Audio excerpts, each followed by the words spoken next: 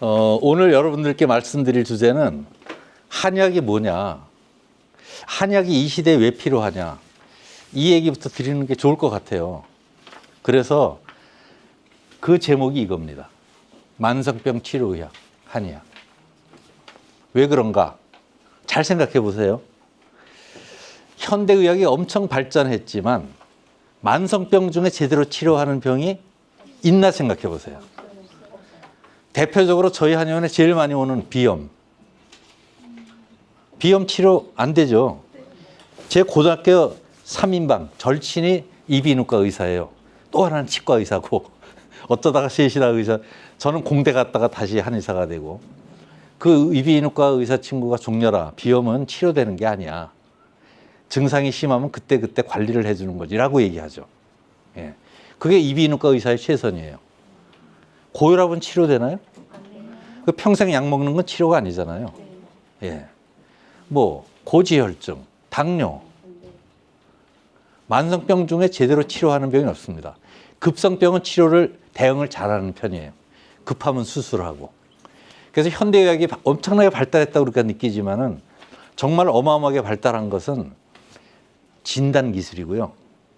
진단 기술은 제가 원래 했던 공학자들이 열심히 연구해 준 덕분이고, 그 다음에 약 중에서는 항생제죠.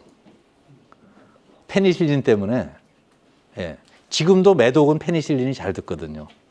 그러니까 세균성 질병들의 그런 항생제가 압도적으로 잘, 이제 그 외에는 사실 양약 중에는 위험한 약이 너무 많아요.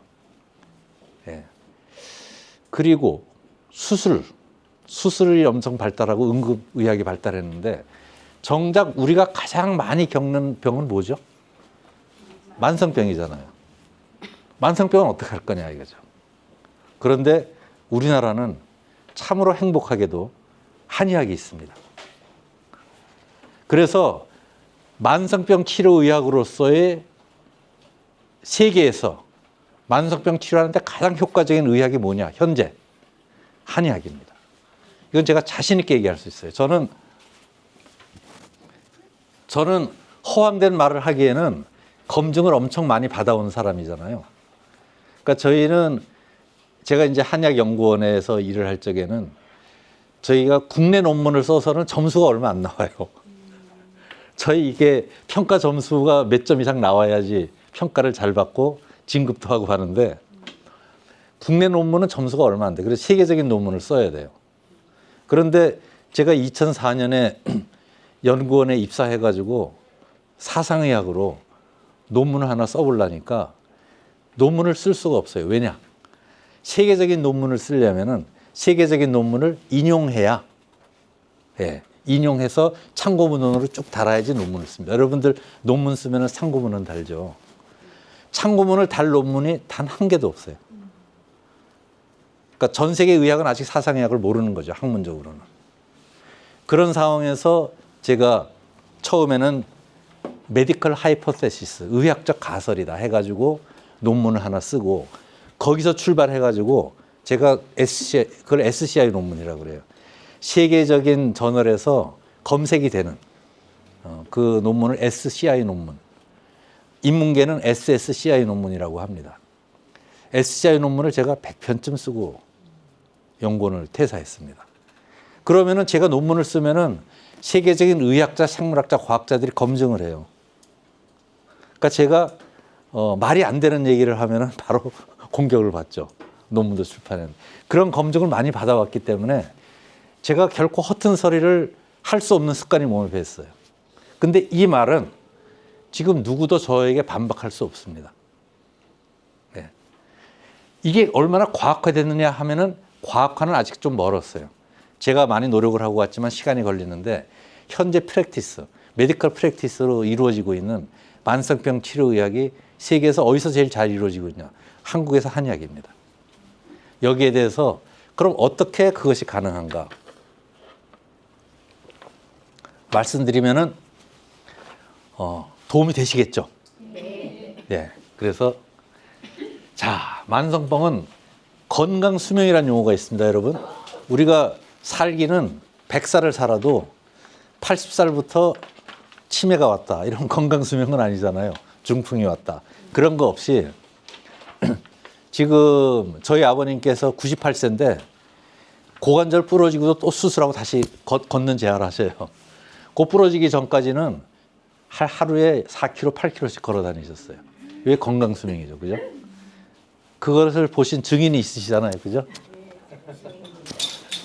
같은 대학원 동기셔요. 대전에 평생교육원 대학원 과정 있습니다. 그래도 이렇게 면접 보고 두 분이 다 합격하셔가지고, 예.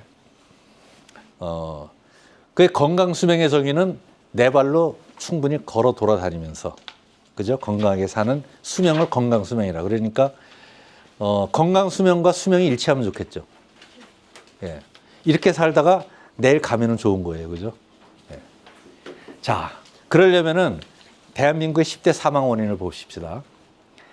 암이 인구 10만 명당 158명이에요. 그러니까 암이 1등, 2등이 심장질환, 3등이 폐렴. 폐렴은요, 근데 폐렴은 사실 폐렴으로 시작한다기보다는 끝나는 거죠, 그걸로. 예. 고관절 부러져서 입원했다 폐렴으로 돌아가시고 그럽니다. 중풍 왔다가 폐렴, 폐에 염증이 생겨서 그렇죠. 그다음에 이제 뇌혈관 질환, 그다음에 자살이 5위나 돼요. 저희 가슴 아픈 일이에요. 우리나라입니다. 그다음에 당뇨, 알츠하이머, 간질환, 만성하기도 질환, 고혈압성 질환. 이거 전부요. 이거 사실 전부 다 만성병입니다. 암도 병원에서 진단이 늦죠, 지금.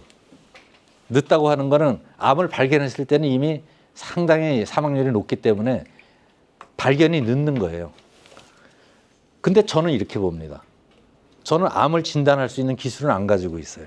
그런데 몸의 불균형이 심각하게 깨진 것은 알 수 있어요. 네. 그래서 암도 사실 제가 암에 그렇게 관심을 많이 못 가졌었는데 이제 저희 어머님이 암에 걸리면서 제가 관심을 많이 갖게 됐죠. 그때는 제가 한의원을 하기 전입니다만은 암, 폐렴은 아까 말씀드렸듯이 그런 것이고 심장 질환은요 이미 심장 마비 오기 저만큼 전서부터 심장에 여러 가지 문제가 생겨요. 여러 가지 문제가 생기는데 그거를 제대로 대처하기가 어려운 거죠. 양방도 약을 좀 쓰죠. 혈액을 좀 묽게 하는 약을 쓴다든지 묽게 한다고 표현하죠. 혈액 응고가 잘 안 되게 그런 걸 합니다마는 그리고 중풍도 그렇습니다. 중풍도 뇌혈관의 혈관의 퇴화를 가만히 오랫동안 놔두면 어느 순간 터지는 거죠. 막히는 것이고 당뇨, 치매, 간질환 그 다음에 만성하기도라는 것은 이제 기관지 이런 거 다 만성병입니다. 다음요. 현대의학의 과제는 두말할 것 없이 만성 질환을 치료를 못하니까 예방이라도 하고 싶어요. 예방이라도 하고 싶어. 그래서 여러 가지 검사를 해. 그런데 항상 검사에서 나오고 나면은 그 다음에는 어떻게? 그 다음에는 치료는 안 돼. 평생 고혈압약 먹든지. 예. 그 다음에 암 같은 경우는 이제 암을 진단받은 순간에 생사를 오락가락 하는 거죠. 예. 다음 한번 넘겨보세요. 예. 근데, 하나만. 만성 질환을 대부분 다 내과 질환이라는 특징이 있습니다. 그러니까 막 수술해야 되는 외과 질환이 아니에요. 그래서 현대의학도 만성 질환을 예방적으로 치료해야 된다 해가지고 2004년쯤에 P4 메디신이라는 말이 전 세계 의학계에 유행을 합니다. P4 메디신. 제 강의 시간에도 수업 시간에도 말씀을 드렸었는데 P로 시작하는 4개. 프레딕티. 예측하면 좋겠다. 그죠?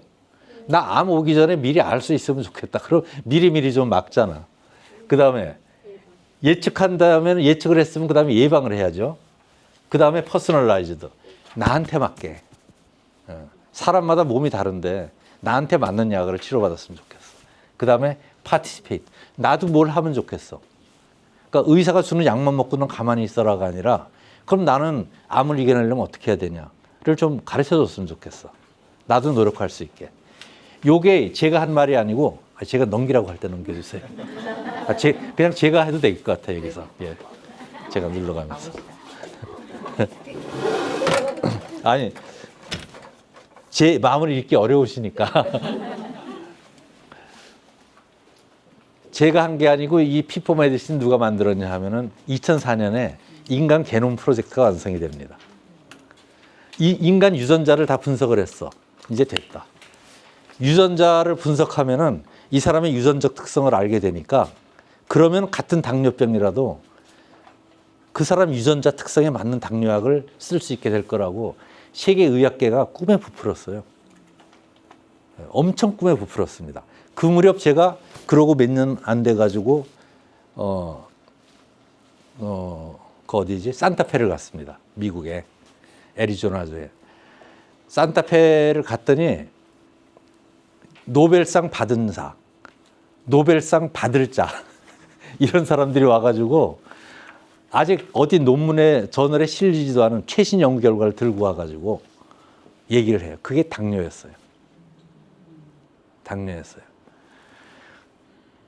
그런데 분위기가 아주 안 좋아요. 이제 처음으로 유전자 검사를 해가지고 몇십만 명 규모의 당뇨 환자 유전자 검사를 한 거예요. 이 정도 하면은 당뇨를 발생시키는 유전자를 찾을 줄 알았어. 그런데 아무리 새로운 여러 가지 수학적 기법을 동원해도 당뇨 발생에 많이 관여하는 유전자 10개를 조합을 해가지고 10개 정도 조합하면은 당뇨 발생 기여도가 그래도 한 50% 이상 나오지 않겠냐 했는데 10% 나왔어요. 너무너무 실망하는 거예요. 이 사람들 학회 스타일이 새벽에 일찍 시작해가지고 11시까지 굉장히 침울한 표정으로 학회를 한 다음에 11시가 되면 버스가 와요. 그럼 그 버스 타고 해발 3,000m에 있는 스키장을 가요. 그래가지고 스키를 타요. 스키를 타고 내려가서 4시부터 또 침울하게 학회를 해요. 네. 그래서 그 사람들이 비로소 피포 메디신은 환상이었구나. 유전자 갖고 안 되겠구나. 그래서 제가 또 논문을 썼죠. 그게 왜 안 되냐 하면은 니들이 유전자만 하니까 안 되는 거다. 비유를 이렇게 했죠. 코끼리를 이렇게 한 3,000피스로 잘라가지고 맞추라고 하는데 단 코끼리를 한 번도 못 본 사람이야. 그 사람 보고 맞추라고 그러면 맞출까요? 못 맞추죠. 근데 거기 딱 한 사람이라도 코끼리를 본 사람이 있어. 그럼 맞출 수 있지 않겠어요? 그러니까 인간의 맞춤 의학을 해본 사람, 그러니까 체질별로 치료해 본 사람, 이 관여하면은 연구 성공한다. 그런 사람이 어디 있냐? 한국의 사상의학이다. 이렇게 얘기한 거죠, 제가. 예, 나야, 나. 아, 진짜 훅 했어요. 그래가지고 세계적인 학교에서 사상의학을 주제로 제가 이 세션을 하나 만들어서 운영도 하고 그랬었죠. 자, 현대의학도 원합니다. 현대의학은 관심 없는 게 아니고 현대의학은 외과 수술만 관심 있는 게 아니고 현대의학도 만성병을 치료하고 싶고 체질별로 맞춤 치료를 하고 싶어요. 아직 기술이 안 되는 거예요. 자, 현대의학과 한의학이 그럼 뭐가 다르냐? 이걸 조금 아셔야 좋겠죠. 여러분들은 학위를 받는 학위 과정에 계셨거나 계신 분들이잖아요. 그러니까 이걸 학문적으로 조금 이해하시면 좋을 것 같아서 현대의학은 질병이 발생한 다음에 진단합니다. 질병 발생 전에 진단할 수 있는 건 혈압 같은 건 있어요. 혈압이 지금 140이 고혈압인데 자 135다, 139다 이건 할 수 있어. 그러나 대부분 치명적인 병들은 이미 발생한 다음에 진단해요. 그 대표적인 경우가 암 아니겠습니까? 예. 그런데 한의학은 여러분 여기 변증 진단학 들으신 분 지금 아유 좋은 학점 받으셨죠? 네네. 네. 그 변증이라는 것은 병이 있고 없고 관계 있어요, 없어요? 병에 걸린 사람만 변증 진단을 하나요? 아니죠. 다 아시잖아요. 벌써 여러분들은 유식해지셨습니다. 이런 것이다. 제가 이거 수업 시간에 한번 말씀드린 거예요. 이거는 이제 제가 한의원 하기 전에 이분은 건국대 교수님이에요. 이름만 빼고 말씀드릴, 저보다 1년 선배예요. 이분이 맨날 종려라. 나 맨날 설사를 해. 그래서 이제 이분 체질이 소음인이고 속이 찬 사람이다. 그러니까 매일 꿀차를 2잔씩 먹어라라고 얘기하고 저는 잊어버렸는데 이 형이 한 2달 있다가 저를 보더니 야, 난 종려리가 명인 줄 처음 알았네. 싹 났어. 이렇게 됐거든요. 꿀이 성질이 따뜻한 거라는 건 아시죠? 그죠? 예. 열 많은 사람 먹으면 안 좋잖아요. 근데 그 다음에 이분은 방송국 사장님이에요. 제가 발도 넓어요. 저 우리나라 최정상급의 언론 그룹 회장님도 제 환자고요. 예. 방송국 사장님이 피부가 뻘개져가지고 온 거예요. 그래가지고서는 피부과 가도 몇 달 동안 피부과 다녀도 안 낫는다. 그래서 제가 진찰하고서는 당신이 요즘 뭐 먹었어? 그랬더니 꿀을 먹었대. 이분은 소양인이거든요. 그러니까 소음인이 몸이 차고 소양인은 열이 많다는 건 아시죠? 소양인인데 꿀을 드신 거예요. 그러니까 당장 꿀을 중지하고 녹두죽 먹고 그러고 제가 한의원 하기 전이니까 처방을 써서 날렸죠, 어디로. 어떤 한의원으로 날려가지고 약을 배달했더니 일주일 만에 전화가 왔어요. 아니, 몇 달 걸려도 안 낫던 피부병이 어떻게 한약 일주일 먹고 낫냐. 네. 이분은 당연히 지금 저희 한의원에 다니고 계시죠. 이렇게 똑같은 꿀이잖아요.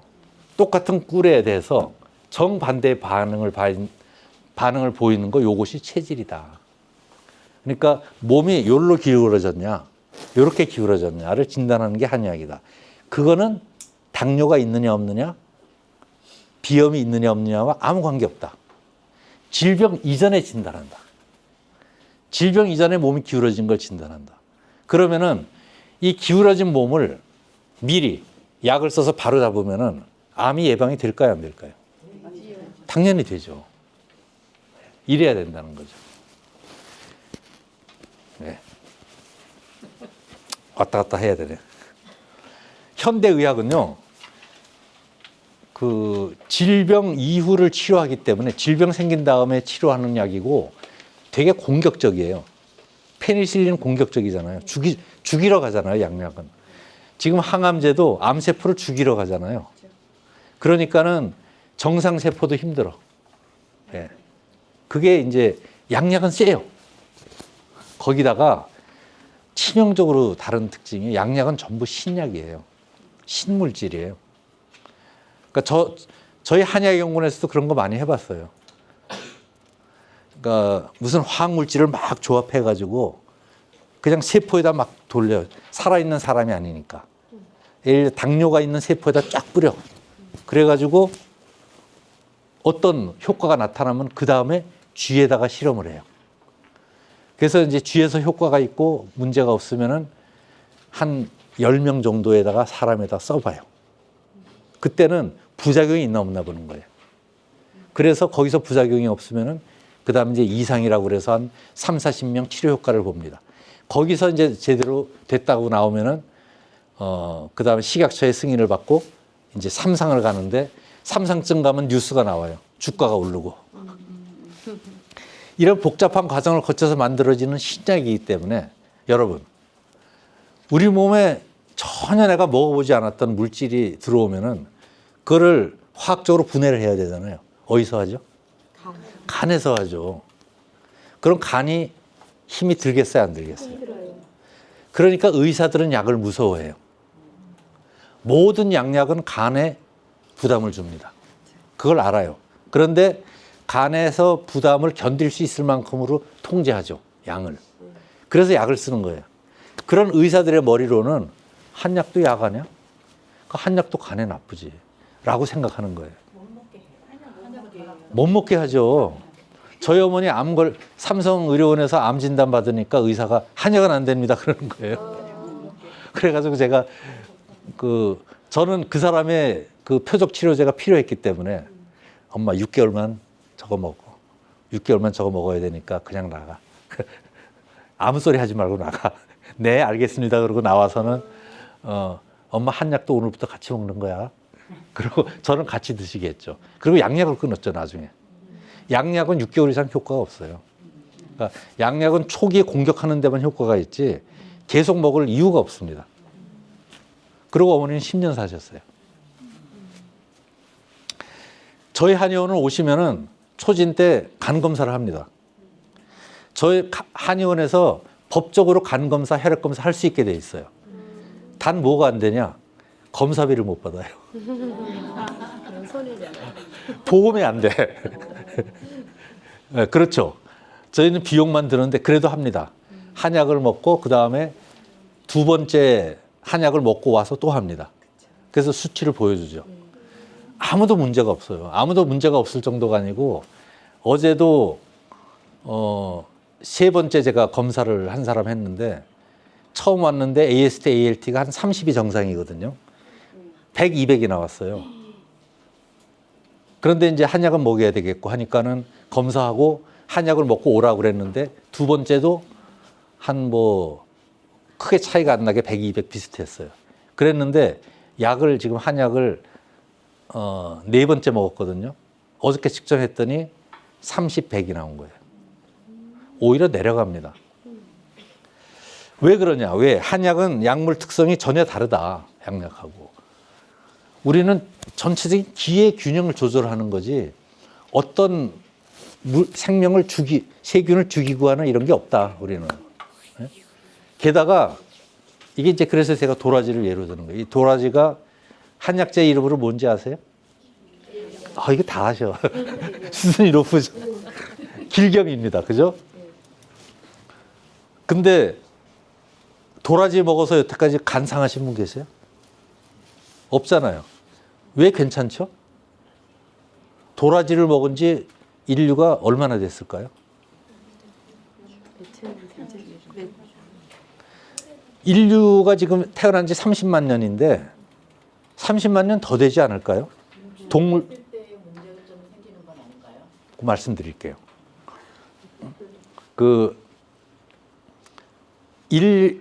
인류가 태어나기 전에 초식 동물도 먹지 않았겠어요? 예. 어마어마하게 긴 세월 우리의 간은 적응이 다 됐죠.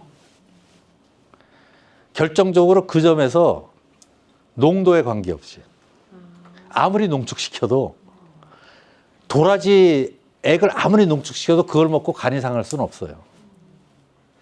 너무 쓰던데.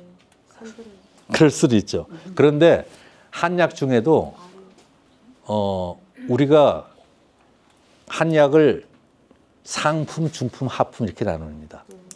하품 밑에 독약이 있어요. 그러니까 임금이 사약으로 주던 약들, 부작.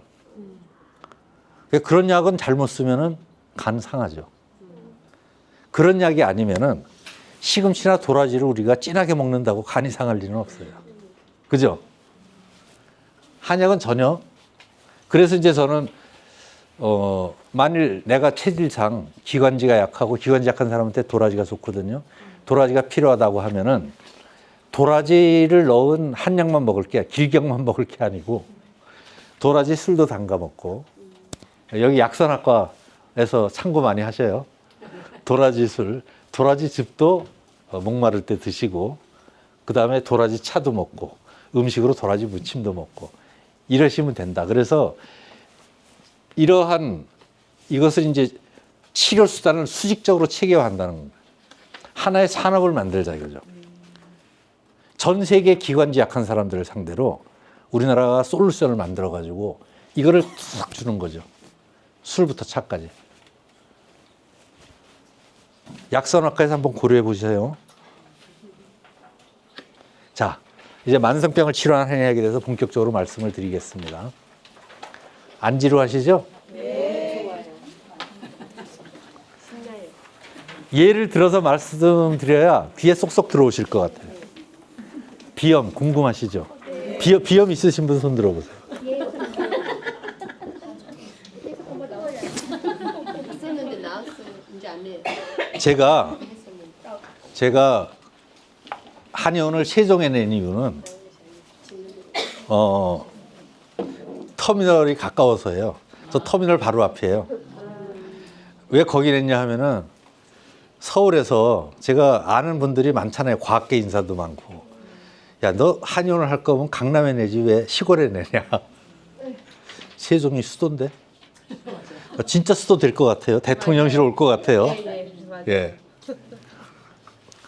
그래. 난 도저히 강남 가서 살기가 싫다. 제가 결혼해서 강남 살았거든요. 네. 예. 결혼해서 한의대 다닐 때 강남에 살았는데 딱 그때 잠실 아파트는 그래도 인간적이었어요. 거기 5층짜리 연탄 피우는 아파트였거든요. 예. 거기 좀 마당도 많이 있고 그런데 지금 잠실 아파트는 정신이 없어요. 다 고층이라. 나 서울 가 살기가 싫어. 그러지 말고 내가 서울 사람 오기 좋게 강남 터미널에서 1시간 40분 거리 터미널 앞에 한의원 할 테니까 버스 타고 와. 그래서 제가 세종에 낸 거예요. 그래서 제가 한의원을 처음 하고는 한 1년 정도는 다 먼데 환자예요.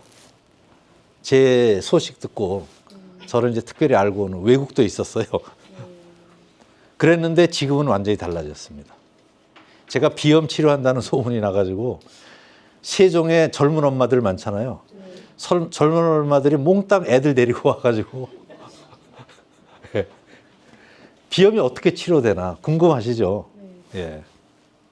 근데 이게 좀 글자가 안 보이지 않아요? 잘 보여요. 잘 보여요? 프린트물을 다 줘. 아, 또 프린트가 있구나. 아, 좋다. 다 있으세요? 비염은 이게 이제 현대의학이 부분적으로 현대의학은 부분적으로 너무 이렇게 부분적으로만 보거든요. 너무 세분화돼 있잖아요. 그러니까 이비인후과 의사는 코만 생각하지 딴 건 생각을 안 해. 그러니까 못 고쳐요. 비염은요 코의 문제가 아닙니다. 코 수술 아무 소용 없어요. 왜? 내 몸이 코를 막는 거예요. 내 몸이 이유가 있어서 코를 막아. 왜? 폐가 찬 공기 또는 알러지 물질 들어오는 게 폐가 싫어. 그럼 기관지를 막을 방법은 없잖아요. 제일 쉬운 게 코에 콧물이 나게 해서 코를 꽉 막으면, 그죠? 그럼 어디를 고쳐야 돼요? 코를 고쳐야 돼요? 그렇죠. 예. 폐 기능의 회복이 비염을 치료하는. 그러면 폐 기능을 회복하는 약을 딱 하나 만들어서 쓰면 되냐? 아니에요. 사람마다 폐가 약해지는 이유가 다 달라요. 예. 몸이 차서 폐가 약해지는 사람도 있고, 기력이 부족해서 그런 사람이 있고, 양기가 부족한 사람, 운기가 부족한 사람, 이거 아시잖아요? 다 달라요. 처방이 완전히 중구난방이에요. 그게 어렵죠. 왜? 한의학은 맞춤의학이니까. 그 사람 몸이 어디로 기울어지는지 보고 바로잡는 의학이기 때문에 이게 참 귀찮아요. 의사들은 비염하고 눈 감고 처방을 쓸 수 있어. 저는 초진이 1시간 반 걸립니다. 무슨 검사부터 해가지고 검사 한 반 걸리고 또 제가 진찰을 하는데 한참 걸리고 해가지고 오래 진찰을 합니다. 그리고 또 하나, 폐가 왜 나빠졌을까요? 본인이 잘못 살아서. 그렇죠? 네, 본인 생활 속에 책임이 있는 거예요. 근데 그거는 얘기 안 하고 약만 준다? 반이에요. 절반. 그렇게 하면은, 그렇게 한약을 주고 치료하면은 이럴 수는 있어요. 나았어, 한약을 먹고 한동안. 그랬다 한 1년 지나면 저한테 다시 와야 돼. 그죠? 예. 네. 그렇죠. 원인을 제거를 안 했으니까. 원인을 제거를 안 하고, 그러니까 과거에 내가 잘못 살았어. 그건 한약이 용서해줘. 한약으로 치료해줘. 근데 지금부터 또 잘못 살아. 그럼 또 와야지. 그죠? 그래서 저희는 반드시 생활지도를 병행합니다. 두 가지를 많이 강조해요. 그 사람 숨 쉬는 걸 보고 숨 쉴 때마다 가슴이 이렇게 들썩들썩 하는 사람이 있어요. 그런 사람 보면 저는 단전호흡은 어렵기 때문에 가르치기가 배꼽호흡. 김종렬 한의원 치시면 유튜브에 있습니다. 배꼽호흡. 배꼽으로 숨 쉬는 법. 복식 호흡 가르치고. 그 다음에 운동은 다른 거 하지 말고 유산소 운동. 유산소 운동은 뛰면은 숨 차죠. 숨이 차지 않은 운동은 운동이 아니다. 숨찰 운동을 해라, 뭐든지. 시간이 없다? 성의 없는 말 하지 마라. 시간이 없으면은 엘리베이터 타지 말고 계단 올라가시고, 예. 여기서 조기 갈증에 걸어가지 말고 뛰어가고. 너무 힘들다. 그러면은 걷뛰기를 시킵니다. 걷뛰기. 4km 걷고 이거 폐 단련 안 돼요. 단 1km라도 달려야 되는데 계속 뛰는 건 힘드니까 걷다가 뛰다가 숨 좀 너무 차면은 걷다가 또 괜찮을 만하면 또 뛰고. 그래서 이렇게 죄송합니다. 혹시 6065 그 주차증에 그러는데 예? 6065 차량 있으시면 빼달라고. 거기다 하면 안 된대요. 아, 그래요? 얼른 다녀오세요. 이해가 잘 되시죠? 네. 이렇게 하면 비염이 나을 것 같지 않으세요? 저는 그냥 환자에게 이제 코 막히는 거 괜찮아요? 이렇게 치료하지 않아요. 비염을 진단하는 국제 표준 점수표가 있어요. 그걸 스케일이라고 합니다. 스코어링 카드가 있는데 그거를 처음 왔을 때 쓰고 그 다음에 치료 끝나고 씁니다. 그래서 그 점수를 비교해서 지금 모아놨어요. 딱 평균 3분의 1 줄어들어요. 3분의 1로. 처음 점수가 10점이었으면 한 3점 정도로. 왜 0점이 안 될까? 0점도 있어요. 0점도 있는데 평균적으로 3점이다 이거예요. 왜 그럴까요? 뭘 안 해서? 요걸 안 해서. 참 쉽지 않아요. 그리고 특히 이제 저는 그 어린애들 하잖아요. 어린애들 하면은 이 배꼽 호흡이 티칭이 잘 안 돼요. 어른들은 운동을 잘 안 해요. 참 말 안 들어요. 예. 그런데 그럼에도 불구하고 10점이 한 3점 되면 사람들은 다 그렇게 생각해요. 살만하다. 코가 시원하다 그래요. 치료를 한 석 달 합니다. 왜냐하면은 이거는 코를 갑자기 어떻게 하는 게 아니고 몸을 바꾸는 거잖아요. 몸의 밸런스를 바꿔서 코를 안 맞게 만드는 거라 치료 한 석 달 정도 하죠.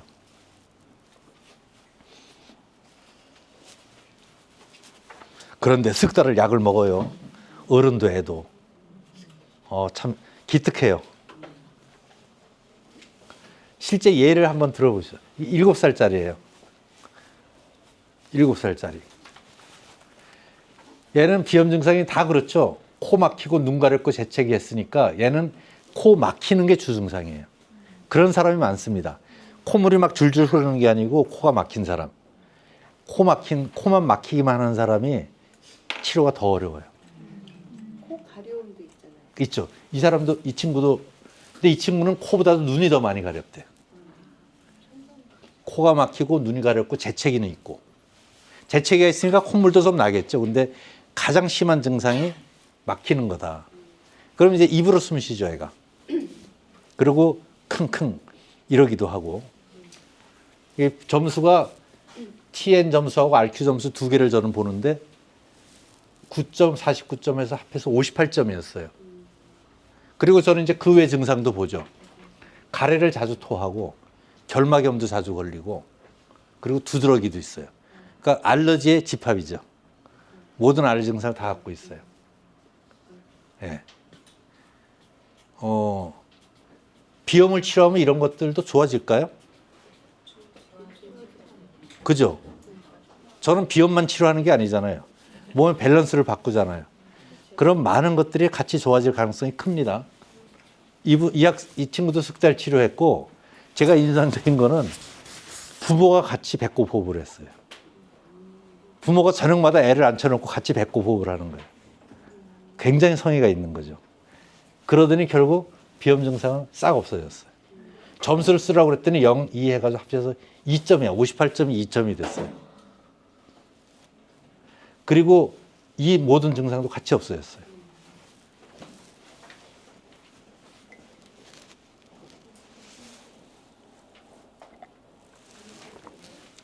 우리 한의원에 온 꼬마 아가씨가 하나 있는데 초등학교 3학년이에요. 걔도 비염이에요. 걔도 그 집은 이제 아기가 하나인데 부모 아기가 셋이 다 치료를 받았어요. 셋이 다 나았어. 그런데 그 아기가 여자아이인데 엄청 저를 좋아해요. 그래가지고 제가 다 고쳐놓고서는 너 이 다음에 뭐 하고 싶니? 그랬더니 의사가 하고 싶대요. 아, 그러면은, 근데 의사는 하고 싶은데 수술 안 하는 의사를 하고 싶대. 야, 그럼 너 한의대 갈래? 그랬더니 좋대요. 그래, 그러면은 가만히 있자. 너 대학교 가면은 한 10년이면 간다. 그 10년 후에 대학교 가자마자 나한테 연락해. 연락하면 방학 때마다 여기 와가지고 아르바이트 해. 이렇게 잡아놨어요. 네. 저도 이제 후진을 길러야죠. 우리 딸들 한의대 가려니까 아무도 안 가가지고. 자, 다음. 불면 많죠. 여기도 불면 있으신 분 많으실걸요. 저는 사실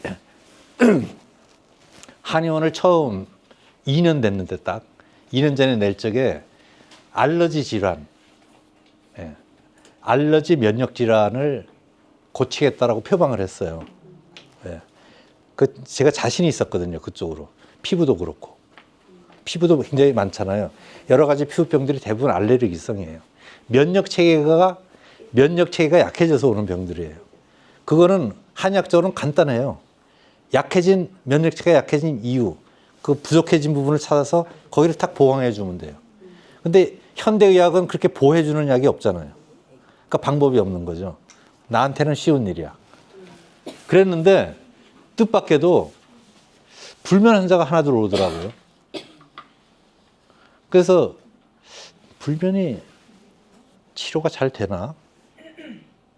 이거는 습관 아닌가? 라고 생각하고 비염을 치료하는 거하고 똑같은 원리를 치료했는데 이 불면이 치료가 잘 돼요. 그리고 어른들은 비염이 있는데 불면도 있는 사람이 있어요. 비염 치료하는데 보니까 불면도 좋아졌어. 이거 불면이 치료가 되는구나. 그래서 우리 한의원에 두 번째 많은 환자가 불면이에요. 비염 다음으로. 그렇게 불면 환자가 많아요. 이 불면증에 대해서 제가 치료하고 나서 몸이 불편하면 불면이 오는구나 이걸 알게 된 거예요. 그리고 이제 제 경우도 생각해 보니까 저는요. 저하고 저희 아버님은 공통점이 우리 부자는 배가 고프면 못 자요. 그래서 저녁을 저희 아버님 또 군인이셨기 때문에 생 퇴근해가지고 6시 반이면 저녁을 드셨잖아요. 그러면 한 9시쯤 뭘 드셔야 돼. 많이는 안 먹어도 뭔가 조금 드시고 그러고서는 주무셔야 되는데 저도 똑같고요. 그런데 배가 고파서만 못 자는 게 아니고 배가 너무 불러도 못 자요. 저는 이제 소화기가 예민한 소음인이라 그럼 이런 소음인은 이 소화 문제를 해결해 줘야지 잠을 자겠다. 또 어떤 체질은 몸이 너무 차가워도 못 자요. 따뜻하게 해줘야 돼. 통증이 있어서 못 자는 사람도 있어요. 그러니까 그 어느 곳이든지 몸이 불편한 곳을 회복시켜주면 잠을 잘 자는구나. 이 원리를 알게 된 거죠. 그리고 꼭 아프기서만이 아니고 기가 부족하면, 근데 이 기가 여러분들 배우셨잖아요. 그냥 뭉쳐서 기가 부족한 게 아니고 올라가는 기가 부족하다. 내려가는 기가 부족하다. 폐기가 부족하다. 그죠? 음기가 부족하다. 다 다르잖아요. 그걸 정확하게 찾아서 그 기가 부족하면 몸이 불편함을 느끼고 그래서 못 자기 때문에 그것을 정확히 찾아서 채워주면 잠을 자더라 이거죠. 네. 그래서 이것도 60세 여성인데 저는 이분이 치료될 줄 정말 자신을 못했어요. 그래 왔길래 내가 당신이 불면 말고도 몸에 문제가 있으니까 그걸 내가 치료를 해보겠다. 그러면은 불면까지 나을지는 내가 장담은 못한다. 한번 노력해보겠다 그러고 치료했는데 이분은 딱 초경하고부터 불면이 왔대요. 그 무슨 관계가 있나? 그러니까 초경하는 게 힘들었나 봐. 몸이 덜 연그렀는데 초경이 왔나 봐. 그래서 몸이 계속 누워 있는데 이렇게 각성 상태래요. 그냥 밤 내에 깨어 있다가 아침에 그냥 일어나는 것 그런 느낌이래요. 어쩌다 하루 잘 때 있는데 하루만 자면 그 다음에 여러 날 아예 못 잔대. 그래서 저한테 진료받으러 온 날도 그 전날도 한숨도 못 자고 왔다. 그래서 역시 불면 점수 표를 체크했더니 ISI 점수가 27점이에요. 27점이면 상당히 높은 거예요. 그 외에 이제 종아리 쑤시는 게 있고 등, 가슴, 얼굴로 열이 나는 이 갱년기 좀 지난 나이잖아요. 그래서 그 갱년기 증상이 아직도 있고 입안에 염증이 자꾸 생긴다고 그래요. 그러니까 뭔가가 부족한 사람이죠. 입안에 염증 아시겠지만 그 참 괴로워요. 그죠? 이분도 석 달 치료했어요. 석 달 치료했더니 석 달 치료하고 와가지고 저한테 치료하는 중간에 하루는 그러니까 한 40년 만에 처음 잠을 잡은 것 같다고. 7, 8시간을 안 깨고 잤다는 거예요. 중간에 한 번도 안 깨고. 그것도 꿈을 꾸거나 각성 상태가 아니고 그냥 눈 감았다 떴다는 거예요. 잘 못 자는 날이 최근 2주간에 2번밖에 없었다. 그래서 ISI 점수를 했더니 그래도 9점이에요. 여전히 불면기는 많이 남아있는 사람이에요. 잠에 예민한 사람이에요. 그래서 일단 여기까지만 치료했는데 한 번 더 불러볼까 해요, 제가. 지금 어떤지 한번 체크하고 한 번 더 치료해. 이게 지금 치료를 종료한 지 지금 한 1년 좀 넘었거든요. 예. 지금 이제 우리 한의원의 기둥인 우리 실장님이 너무 진이 빠져서 제가 석 달 해외여행을 보냈거든요. 그래서 이제 다음 주 화요일 날 내일 모레 돌아옵니다. 그래서 그동안에 그런 걸 못했는데 이제 실장님 오면은 이렇게 옛날에 치료 잘 되는 환자들을 다시 체크를 좀 해보려고 그래요. 그래도 어쨌든 27점에서 9점으로 줄었죠. 3분의 1 정도로. 이러면 살만해져요. 그리고 종아리 쑤시는 거하고 구내염은 없어졌어요. 이것도. 그리고 열 나는 것은 없어지지는 않았지만 줄어들었다. 보통 이제 통상의 치료 과정이 이렇습니다.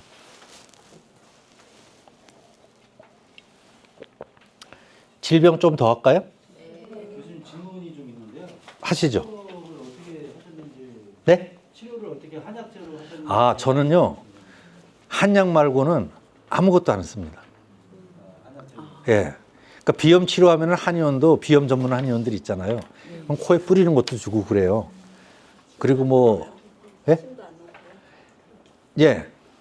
침으로 치료하지 않아요. 침은 비염 치료로 왔는데 어깨도 아프다. 그러면 이제 어깨에 침을 놓죠. 비염이나 불면을 침으로 치료하지는 않아요. 그렇기 때문에 지금 이제 전화 진료가 되거든요. 네. 계속은 안 되는데 전화 진료 한 번씩 하는 건 돼요. 그래서 초진을 1시간 반 한 다음에 서울에서 환자가 왔어. 그러면은 약을 여러 번씩 주거든요. 왜냐하면은 이제 그 전에는 2주분씩 줬었는데 요새 보험이 시작이 됐잖아요. 네, 일부 질병에 대해서. 불면은 안 돼요. 비염은 돼요. 그래서 그런 보험이 되는 질병에 대해서는 약을 열흘 분씩 줘야 되니까 열흘에 한 번씩 서울서 오라고 할 수가 없잖아요. 전화로 하죠. 네, 전화로 하고 그런데 침 맞으러 오라고 할 수 없잖아요. 딱 약만 갖고 합니다. 그리고 비염을 그러면 약을 그러면 몇 달 정도? 석 달요. 그럼 석 달 먹고 나면 다시 재발이 거의 안 하나요? 안 돼요. 예. 생활 잘 지키. 운동하라 그런 거 하고 호흡을 잘 해야 돼요. 생활 습관. 예. 습관을 고치면은 재발을 안 합니다. 그러니까 치료죠. 한약 먹고 다시 올라오면 제 치료는 아니죠.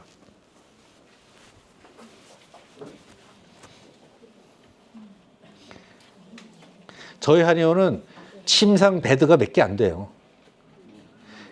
제 옆에 한의원이 그 서울대 후배예요.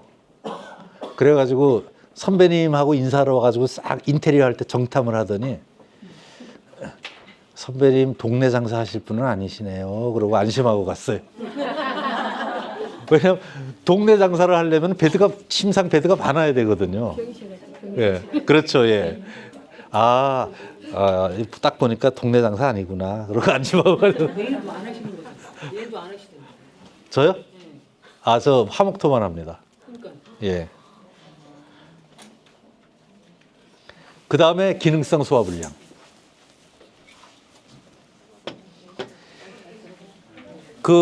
저는 저희 한의원에 초진을 예약을 하면은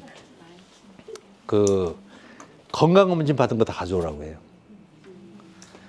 대학병원 가서 할 수 있으면 이제 중대한 질병이 있으면은 자기 CT, MRI 찍은 거 다 가져오라고 해요. 예. 제가 그런 거 다 리딩할 수 있고, 그리고 어떤 점에서는 그런 검사 결과를 한의학적으로 제가 해석할 수 있어요. 그러니까 현대의학적 관점만 보는 게 아니고 통합적으로 제가 다 보죠. 다 보고 제 차트에 기록도 다 해놔요. 그걸. 그러고서는 이제 해주기 때문에. 근데 그 건강검진을 보면요, 이거 다 있어요. 만성기염, 뭐 위축성 위염 어쩌고, 이거 나오면 겁나시죠? 이거 없는 사람이 10%도 안 돼요. 장상피화생, 이것도 한 70% 있어요. 예. 역류성 식도염도 많이 있고, 과민성 대장 증상은 이제 이건 있는 사람이 있고 없는 사람이 있죠. 그러니까 현대인은 대부분 소화기 문제를 안고 산다. 왜 그럴까? 너무 많이 먹어서. 필요한 것보다 대부분 다 많이 먹고 사는 것 같아요. 그리고 스트레스도 있습니다. 그리고 옛날 사람들은 걸어 다녔잖아요, 많이. 지금 하루 종일 앉아서 일을 하잖아요. 그래서 이것도 양방의 위장약을 보면은 위장 운동시키는 약 쓰고, 그죠? 그 다음에 위산이 많이 나오면 위산 분비 억제제를 쓰고, 그냥 억지로 뭘 이렇게 막는 건데 부자연스러워요. 그럼 그때 통증이나 그때 문제는 해결이 되는데, 근본적으로 위가 약해서 오는 문제인데 위가 튼튼해지진 않아요. 양방으로는, 현대의학으로는. 한약의 관점은 위 또는 장의 기능을 강화해야만 이게 낫는다. 튼튼하게 하는 것 말고 다른 방법은 없다. 이게 한의학의 관점이에요.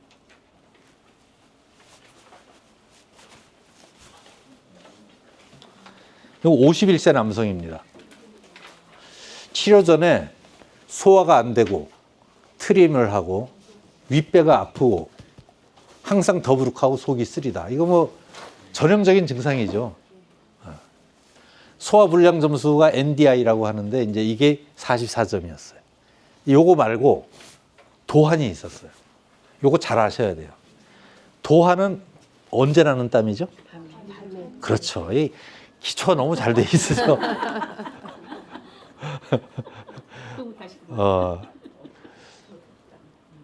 밤에 도둑처럼 도둑 들듯이 나는 땀이다. 도한은요, 어린애, 아주 어려서 열 많은 애기들, 그런 애들 날 수 있어요. 어른이 나는 거는 다 병입니다. 나면 안 돼요. 생각해 보세요. 땀이라는 건 냉각수예요. 그죠? 그리고 운동을 하면은 땀이 나고 매운 거 먹으면 땀이 나잖아요. 몸에서 열이 많기 때문에 체온을 유지하기 위해서 땀을 통해서, 땀이 여기서 이제 수증기를 이렇게 빠져나가면서 식잖아요. 그래서 몸을, 온도를 유지하기 위해서 땀이 나는 거예요. 근데 잘 때 왜 땀이 나요? 장판을 너무 뜨겁게 틀었으면 날 수 있지. 근데 그렇게 너무 뜨거우면 줄이지 않겠어요? 이유 없이 나는, 밤에 나는 땀은 이거는 큰 병의 전조입니다. 그리고 밤에 나는 땀뿐 아니고 낮에도 가만히 있는데 식은땀이라고 그러잖아요. 그러니까 피부가 뜨거우면서 나야지 되는데 땀은 몸이, 피부가 차면서 나는 땀, 이거는 큰 병이에요. 이거 의사들이 이걸 몰라. 의사들은 이걸 중요시하게 생각하지 않는데 저희는 워낙 관찰을 면밀하게 하기 때문에 중요시하죠. 이분은 목 주위에 흥건하게 도안이 있는 거예요. 큰일 났지. 이걸 놔두면 뭐가 올까요? 큰 병이 오는 거예요. 이런 게 이제 암의 전조예요. 그리고 두통도 있고. 그래서 이분도 하여튼 저는 몸의 균형이 깨져서 병이 왔다. 이미 병이 왔다. 그럼 석 달 치료합니다. 그런데 막 체중이 빠지고 몸 상태가 안 좋긴 한데 지금 병이 없는 상태다. 그럼 한 2달 치료해요. 그러니까 보약 한 제 먹고 가는 분들도 있는데 드뭅니다. 저희 한의원은 대부분 석 달 치료 아니면 최소한 2달 치료. 예. 최근에는 제가 아기 못 가지는 사람을 시에커플을 치료했어요. 지금까지. 그 전문은 아니니까. 전문은 아닌데 지금 다 아기가 생겼어요. 그러니까 원리가 이 원리 하나면 된다 이거죠. 약한 것을 튼튼하게 해주면. 여기도 이제 그것도 석 달 치료했어요. 난임 치료도 석 달하고 이분도 석 달 치료했는데 이 증상이 다 없어졌죠. 소화 안 됨, 트림, 상복압통, 더부룩, 속쓰림 이게 싹 없어지고 NDI 점수가 44에서 3점으로 줄었어요. 위장병은 대개 3분의 1보다 더 많이 줄더라고요. 위장병은 그러니까 제일 쉬운 병 같아요. 위장병이. 그러면서 중요한 거. 도안과 두통이 같이 없어진 거예요. 그 두통 겪어보시는 분들은 아실 거예요. 얼마나 괴로운지. 제가 고등학교, 대학교 다닐 때 두통이 많았거든요. 위장이 나쁘면 두통이 와요. 맞아. 그죠? 예. 네. 그래서 이분도 그거 같이 치료가 됐고요. 하나만 더 하겠습니다. 월경통. 월경통도 보험이 되는 병이에요. 월경통 역시 현대의학에서는 난소 자궁의 문제라고만 생각해요. 비염처럼. 항상 그 국부만 생각해요. 근데 그 국부에 대한 검사라든지 발전된 게 굉장히 많고 좋은데 현대의학이. 그런데 그것만 본다는 게 문제죠. 전신의 문제를 보지 못하는. 그런데 실제로는 제가 치료를 해보면 소화기능이 약한 사람은 소화기능이 약해서 힘들어하는 사람은 소화기능을 강화시키면 월경통이 없어집니다. 배설기능, 변비 있고 소변이 시원치 않은 분들은 그 문제를 해결해 주면 월경통이 없어져요. 또는 심장이 약한 분이 있어요. 그러면 혈액 공급 기능이 약한 거겠죠. 예. 이런 문제들로 인해서 자궁이나 난소가 힘들어하는 게 월경통인 거죠. 힘들어하는 증거죠. 자궁 난소가 죄가 있는 게 아니다. 대부분. 예, 대부분. 자궁 난소가 죄가 있는 경우도 있어요. 근데 대부분은 아니다. 그래서 온몸의 균형을 회복해서 월경통을 치료할 수 있다.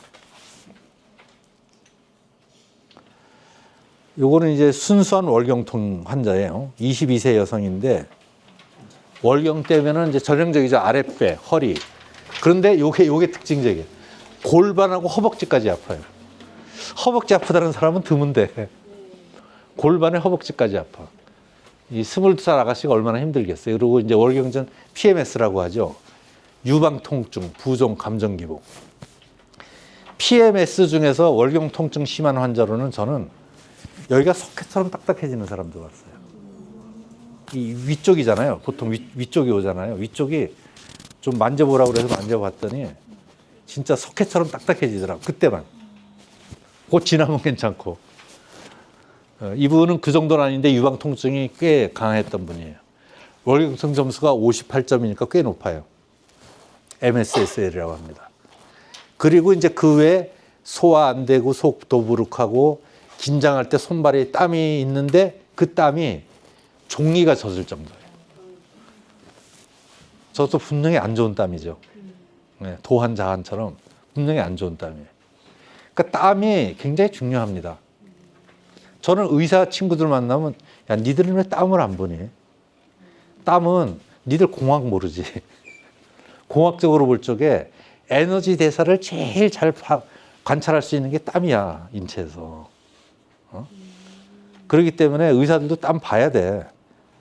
왜냐하면 니들도 땀을 보잖아. 그러면은 땀을 측정할 수 있는 기계가 개발될 거예요. 저는 그걸 개발하려고 그랬더니 그거 개발해서 누가 사냐. 예. 팔매초가 없으니까 안 사는 거예요. 양방 쪽은 기계가 막 개발되는데 한의학은 그래서 기계가 개발이 안 돼요. 이분도 이제 석 달 치료를 했고요. 이 아랫배, 허리, 골반, 허벅지 통증이 없어지진 않아요. 월경통은 0이 되진 않더라고요. 그러나 크게 줄어들었어요. 그리고 PMS, 유방통증 부종 감정 기복도 많이 완화됐습니다. 그래서 월경통 점수가 58에서 16으로 줄어들었어요. 월경통 점수도 거의 3분의 1 정도로 줄어듭니다. 소화도 잘 되고 손발 땀도 없어지는 않는데 줄어들었어요. 이런 환자들은 저는 이제 한 1년 지나서 다시 한번 치료를 해야 될 거라고 생각해요. 왜냐하면 손발 땀이 없어지지 않았으니까. 예.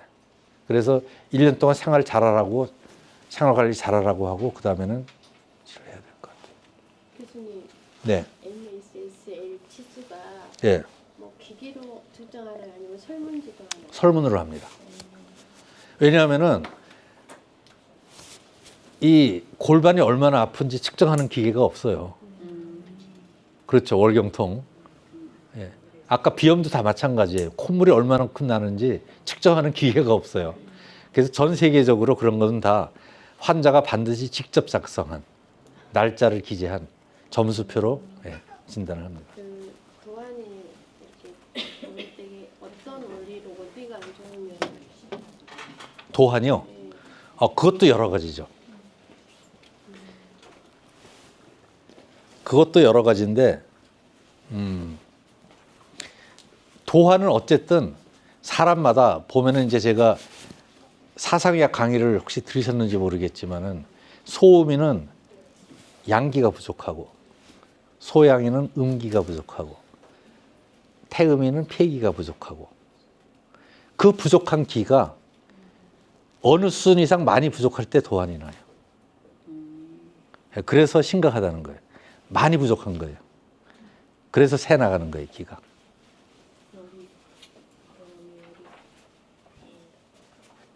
근데 교수님 변증 진단을 공부해 보니까 예. 제가 소양인인지 소음인인지 도대체가 모르겠더라고요. 그 사상의학을 들으셔야 되는데. 질문 있는데요. 네. 여기 허벅지 통증이 있다고 했는데 만약에 이런 사람이 폐경이 되었을 때도 허벅지 통증이 있을까요?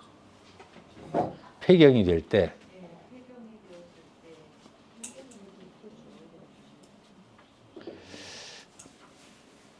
꼭 그렇지는 않을 수도 있을 것 같은데요.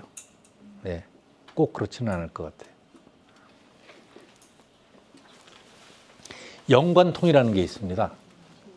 그 이제 의학적인 용어인데, 위장이 아픈데 등짝 어디가 아파요. 그 아무 관계 없는데 아프거든요. 그런 이제 영관통 같은 것이라. 영관통은 현대의학이 그런 게 있다라고 교과서에는 써놨는데 왜 그런지는 잘 모른다 해요. 그 사람의 개인적인 독특한 어떤 신호전달 체계인 것 같아요. 자, 여기가 이제 오늘의 메인 주제입니다. 예. 시간이 거의 다 됐죠? 모든 만성병은 스스로 다스려야 낫는다. 요게 저희 한의원 오시면은 서브처럼 카피예요. 저희 한의원에 카피가 2개가 있는데 하나는 우리는 증상을 치료하지 않습니다. 원인을 치료합니다. 우리 한의원. 우리 한의원 카피 1번이고 요게 2번째 카피예요. 스스로 다스려야 낫습니다. 저 블로그도 있거든요. 제 네이버 블로그도 김종렬 한의원 블로그에 들어오면은 요걸 딱 써놨어요. 그리고 요 내용도 적어놨으니까 관심 있으시면 좀 더 들어와서 그걸 보시면 됩니다. 그런데 스스로 다스려야 낫는다는 건 다 동의는 되시죠. 근데 어떻게 해야 되냐? 절대 안 하더라고. 안 하는 것도 있지만은 몰라서 못하는. 어떻게 무엇을 어떻게 해야 되는지 가르쳐 줘야죠. 의사가 병을 진단한다면 당신 위장병이 있어. 약 줄게. 끝이잖아요. 집에서 뭘 어떻게 하라고 안 가르쳐 주잖아요. 저희 한의원은 가르쳐 줍니다. 가르쳐 줄 뿐만 아니라 그 숙제 검사를 합니다. 구체적으로 합니다. 우리 실장님이 휴가를 간 동안에 제 큰딸이 와서 커버를 좀 해줬어요. 그러더니 큰딸이 와가지고 집에 와서 저희 어머니 우리 집에 와서 엄마하고 밥 먹으면서 엄마, 아빠는 환자를 자꾸 혼을 내. 직원한테는 되게 친절한데 환자한테 화를 내.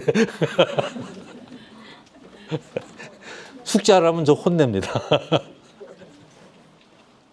왜냐하면 저희 한의원을 왔는데 이게 스스로 안 하는 거는요. 그거는 그냥 안 하는 거예요. 제가 아주 구체적으로 가르쳐 주거든요. 자, 건강관리의 기본 원칙 5가지는 한의학에서 양생법이라고 해서 제가 2000년간의 자료를 다 조사했어요. 조사해 보니 건강하려면 이 5가지밖에 없어요. 1. 마음입니다. 1. 마음. 2. 호흡이에요. 3. 음식. 4. 운동. 5. 휴식. 급성 질병은 문제가 급작스럽게 생기는 문제예요. 갑자기 넘어졌다. 갑자기 세균 감염이 됐다. 그러나 만성 질병의 원인은 대부분 생활 속에서의 문제다. 내가 만든 병이다. 자, 요 5가지를 지금부터 설명을 드리는데 쉬운 거부터 갑니다. 이렇게 돼 있나? 이렇게 해놨네. 자, 밑에서부터 올라가겠습니다. 수면에 대해서 약간 오해가 있는데 나이 들면은 뭐 좀 적게 자는 거야. 아닙니다. 우리 대부분 생각보다 필요한 거보다 다 조금씩 자고 있어요. 8시간 자야 됩니다. 저는 일주일에 하루 정도는 8시간도 부족해요. 한 10시간씩 자야 되고 깨우지만 않으면 잡니다. 예. 저도 7, 8학번이니까 나이 좀 되지 않았겠어요? 예. 잠이 안 오는데 어떻게 해요? 그게 건강하지 않은 상태인 거죠. 예. 그러니까 그게 늙은 상태예요. 그게 노화된 상태. 잠을 8시간 그 WHO에서도 선언해 놨어요. 나이 연령별로 필요한 잠을 쭉 썼는데 그거 보면 참 우리 애들 안 됐죠. 초등학생은 10시간은 자야 되는데 예. 한 중학생까지 10시간 자야 되거든요. 10시간 못 자잖아요. 근데 어젯밤에 교수님 보려고 막 설레갖고 잠이 안 오는데 어떻게 해야 돼 그러면은? 오늘은 잘 잤. 그러니까 약간 컨셉이 약간 팬과의 만남 이런. 오늘은 잘 잘 것 같아. 예, 그러셨으면 좋겠습니다. 예. 그래서 잠을 지금 8시간 못 자고 있다면은 8시간을 자는 몸으로 바꾸셔야 돼요. 낮 동안에 생활에 문제가 있을 수도 있고 제가 상담 안 해봤기 때문에 찾을 수는 없지만은 저는 이제 환자들 얘기를 쫙 듣죠. 왜 그거밖에 못 자냐? 어쩌냐? 그러고 자기 듣고 이렇게 해라 하고 숙제를 내줍니다. 그 다음에 잠자는 것뿐 아니고 낮에 잡념 없는 시간이 있어야 돼요. 요즘 젊은이들이 명상 엄청 좋아하거든요. 그러니까 명상을 하는 시간이 있어요. 그러니까 꼭 체계적인 명상이 아니더라도 넋 놓고 있는 시간이 있어야 돼요.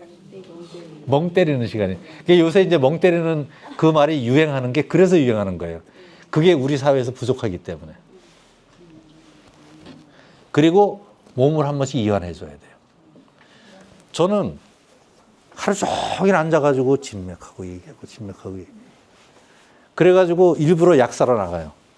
약을 제가 싸거든요. 그 시간이라도 좀 서서 움직이는 거죠. 그리고 그 아주 간단한 이완들을 합니다. 우리 대부분 다 거북목이잖아요. 거북목인 사람들은 몸이 앞으로 굽어 있어요. 근데 요가과는 없으신가요? 여기 요가과 출신은? 예, 요가과에서 요가할 적에 상체 운동할 때 제일 먼저 하는 기본 자세가 이렇게 해서 그렇죠. 이렇게 탁 내리는 거죠. 이것만으로 엄청 몸이 이완돼요. 그래서 진료하다가 수시로 이걸 하죠. 그리고 이렇게 스트레칭하고 예. 합니다. 이런 것도 하고. 예. 그렇게 몸도 이완시켜주고. 요게 이제 수면과 휴식을 적당히 해야 된다.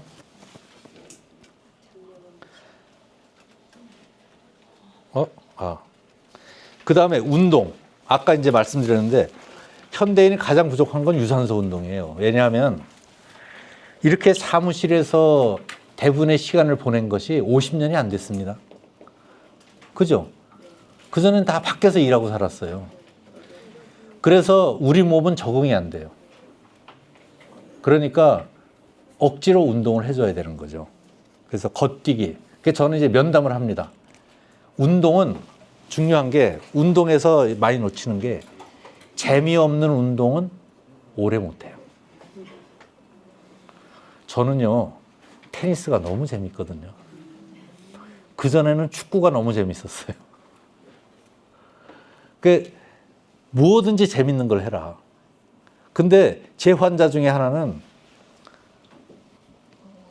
젊을 때 농구를 했대요. 그래가지고서 그럼 농구를 하시라고 그랬더니 아주 신났대요 지금. 직장이 서울이에요. 그 주말에 와서 토요일, 일요일 이틀인데 이틀에 농구를 2번 한대요. 그러면서 그 사람도 비염 때문에 온 환자인데 완전히 몸이 건강해졌다. 또 한 집은 부부가 태음인이라 부부가 다 운동을 그렇게 싫어했는데 이 남자가 달리기를 시작하더니 재미를 붙여가지고 이제 마라톤을 한대요. 이렇게 자기한테 맞는, 자기한테 재밌는 운동을 찾는 게 중요해요.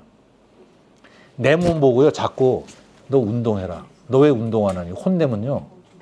혼내면 얘가 우리 몸의 애기 같거든요. 처음에 하는 척하다 안 해요. 얘, 너 뭐가 재밌니? 하고 자기 몸한테 잘 물어봐야 돼요. 그래서 등산, 얼마나 좋겠어요. 등산, 축구, 테니스, 달리기. 그리고 이제 산책 좋아하시면 산책을 그냥 하지 마시고 꼭 걷뛰기, 걷다 뛰다. 그 다음에 관절 운동은 이게 이제 나이 드신 분들한테 필요한데 관절이 점점 안 돌아가잖아요. 관절 안 돌아가는 것을 자꾸 스트레칭을 하면 돼요. 50견은요, 치료 방법이 뭐냐면 50견도 저는 혼을 냅니다. 50견은 오면은 침 한 번 놔주고 다시 안 와도 된다. 당신이 관절을 돌리는 연습을 이렇게 하면 된다. 이런 걸 붙잡고 이렇게 해서 이렇게 스트레칭을 하면 된다. 아프니까 안 하는 거죠. 그런데 노화가 되면서 그걸 안 하면요. 그럼 이제 금방 이거 관절 안 돌아가요. 계속 해야 됩니다. 그러기에 좋은 게 요가, 기공 이런 거죠. 유튜브 보면 좋은 스트레칭 얼마나 많이 나와 있어요. 그걸 해야 되고요. 그 다음에 이제 좀 폼나게 근육을 만들고 싶으면 헬스를 하는 거죠. 저는 헬스는 별로 안 즐기고요. 음식은 적절히 먹어야 됩니다. 음식 종류도 신경을 써야 되는데 우리가 이렇게 고기를 많이 먹은 적이 없어요. 그래서 위장병이 많은 거예요. 그러니 아무튼 고기의 비중은 줄이셔야 돼요. 그리고 많은 문헌에서 빨간 고기가 안 좋다. 그러니까 소고기, 돼지고기가. 그리고 특히 소고기는 우리 몸에 안 좋은 것보다 안 좋은 것도 있지만은 이산화탄소를 제일 많이 발생시키는 고기래요. 네, 소가. 그래서 어떤 그 학자는 그러더라고요. 우리 집에 가오는 소고기는 남이 사줄 때만 먹자. 가훈이래요. 음식 종류. 그래서 요새 채식하는 사람들이 많이 늘어나고 있고요. 그 다음에 음식량. 대부분 과식이거든요. 예. 그 다음에 맛. 대부분 맛이 너무 강해요. 예, 좀 담담하게 먹어요. 그리고 이제 사상 체질 원리에 맞게 음양 기운을 균형을 잡게 각 체질의 약점을 보강하는 음식을 먹어야 좋다. 그 다음에 이제 호흡. 옛날에는 사람은 천기와 지기를 먹고 산다 했어요. 지기는 땅에서 나는 음식. 이게 다 지기예요. 땅 기운을 먹고 자라는. 천기는 뭘까요? 하늘의 기운. 하늘의 기운 우리가 어떻게 받을까요? 호흡이죠. 예. 그럼 우리 생명을 지키는데 옛날에는 지기가 50%, 천기가 50%였어요. 천기에 신경 쓰세요? 안 쓰시잖아요. 현대 과학적으로 얘기하면 이렇습니다. 우리 몸의 세포는 영양분을 필요로 해요. 그 영양분은 입으로 먹은 음식을 통해서 가요. 그런데 그 영양분이 ATP 이렇게 해서 에너지 발생하는 거 있어요. 예. 에너지 발생하려면 뭐가 필요하죠? 산소. 산소가 있어야 돼요. 그러니까 산소가 세포로 불충분하게 가면은 아무리 영양 많이 먹어봐야 그게 뭐가 돼요? 노폐물이 돼요. 에너지가 안 되고 노폐물이 돼요. 노폐물이 되느냐 먹은 것이 에너지가 되느냐의 갈림길은 산소 양에 달렸는데 산소를 제대로 공급하려면 호흡을 제대로 해야 돼요. 호흡은 예로부터 지금까지 항상 길고 깊게 해야 된다. 길고 깊게로 하려면은 가슴을 들썩거려서는 길고 깊게 할 수가 없어요. 배꼽. 숨을 들이쉬면서 배꼽을 내밀어. 그리고 내쉴 때 중요해요. 내쉴 적에 배꼽을 넣어요. 그 다음에 숨을 들이쉬면 저절로 배꼽이 나옵니다. 그죠? 제 유튜브는 전혀 홍보용이 아니고요. 딱 이렇게 환자 교육용으로. 그러니까 초진하고 나면은 숙제를 내줄 때 이걸 줘요. 요거 보고 따라하세요. 그래서 3분짜리 짧거든요. 나중에 참고하시고요. 그래서 예, 가족들이 배꼽 호흡을 연습하는데 정시와 무시로 해라. 그러니까 정시는 저녁에 모여서 가족이 한 20분씩 해라. 엄마, 아빠, 아들, 딸 다 모여서 20분씩 하고 그다음에 낮에도 수시로 밥 먹기 전에 하든지 차 기다릴 때 하든지 그렇게 잠깐씩 몇 번이라도 해라. 그러면 그렇게 오래오래 하다 보면은 하루 종일 하게 된다. 하루 종일 해야 되거든요, 사실. 마음을 바르게가 중요한데 최근에 우리 정치적 관점이 다 다르실 수는 있겠지만은 어쨌든 대통령께서 탄핵을 당한 거는 슬픈 일 아니겠습니까? 저는 이게 뭐가 문제인가 하면요. 그분이 이제 화를 많이 내시잖아요. 감정은 억제해야 되는 게 아니에요. 화가 나고 화를 내는 게 잘못된 게 아니에요.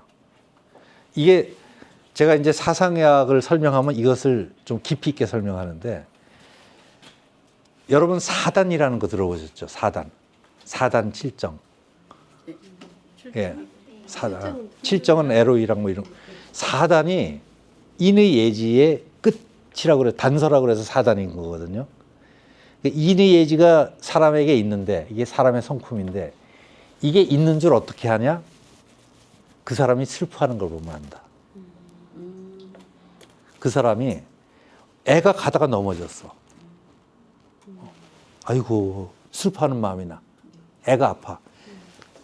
내 애든 남의 애든. 그 슬퍼하는 마음을 보면은 아, 이 사람이 인이 있는 걸 알 수 있다. 잘못된 걸 보고 화가 나. 그 화내는 걸 보면 의가 있다는 걸 알 수 있다. 이렇게 돼 있어요. 에로희락이 인의예지의 사단이에요. 그런데 이재만은 그걸 훨씬 더 확충해가지고 그것 때문에 사상 체질이 생긴다 이랬었어요. 예. 슬픔만 너무 발달했거나 성나는 것만 너무 발달했거나 그런데 그런 애가 넘어진 걸 보고 슬퍼하고 챙기려고 하는 그 마음은 어떻게 하냐면은 이재마가 폐를 튼튼하게 한다고 그랬어요. 그 마음이. 또 약한 사람이 있으면 이거를 어떻게든지 보호하려고 하는 그 마음은 신장을 튼튼하게 한다. 막 이렇게 돼 있어요, 원리가. 그래서 이런 에로히라고 뭔가 하면은 내 이익을 위해서 쓰는 게 아니고 세상 사람을 위해서 쓰는 거예요. 세상 사람들이 다 같이 잘 살기 위해서 우리가 감정이 생겨요, 저절로. 배우지 않았는데 저절로 생겨. 이것이 인간의 본성이고 인간의 본래 감정이고, 감정은 원래 그렇게 써야 되고 그렇게 쓰여질 적에 우리의 폐비관성이 튼튼해진다 했어요. 그런데 이제 그 감정 우리는 어떻게 많이 쓰냐 하면은 내가 업신여김을 당하면 열받네. 누가 나한테 뭘 하나 줄 걸 안 주면 섭섭한. 이렇게 되잖아요. 이거는 장부를 상한다고 그랬어요. 그래서 저희 한의원에 정신과 환자도 많거든요. 우울증 환자가 많이 와요. 우울증도 치료합니다, 제가.